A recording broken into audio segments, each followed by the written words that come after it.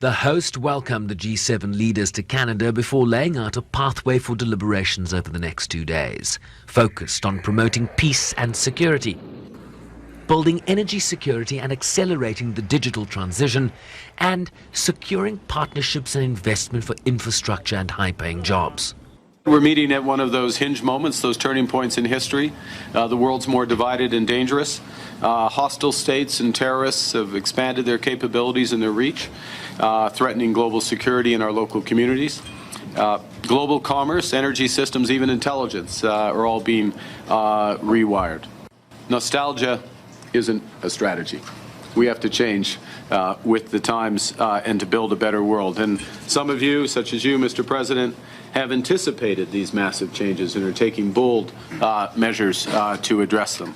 All of us around this table are reinforcing our militaries and security services for the new world.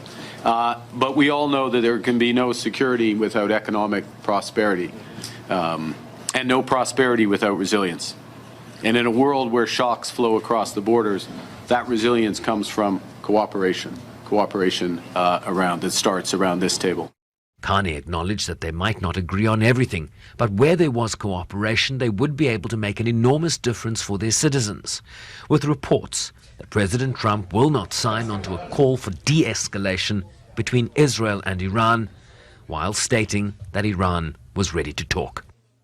They'd like to talk, but they should have done that before. I had 60 days, and they had 60 days, and on the 61st day I said, we don't have a deal. They have to make a deal, and it's painful for both parties, but I'd say Iran is not winning this war, and they should talk, and they should talk immediately before it's too late. South Africa earlier indicated that under their G20 presidency, enhanced efforts had been undertaken to strategically align the objectives of the G7 with that of the G20, as the UN Secretary General is also expected to participate in discussions. On Tuesday, he will take part in a session organized for G7 and invited leaders entitled Energy Security, Diversification, Technology and Investment to ensure access and affordability in a changing world. The Secretary General will also hold bilateral meetings on the margins of the summit, including with the Prime Minister of Canada and G7 President Mark Carney. President Ramaphosa expected to have a number of bilaterals with the President of South Korea, Lee Jae-myung, Mexican President Claudia Sheinbaum, German Chancellor Friedrich Merz, and a trilateral meeting with the EU Council President Antonio Costa and EU Commission President Ursula von der Leyen. Sherman Ricepeas, SABC News, New York.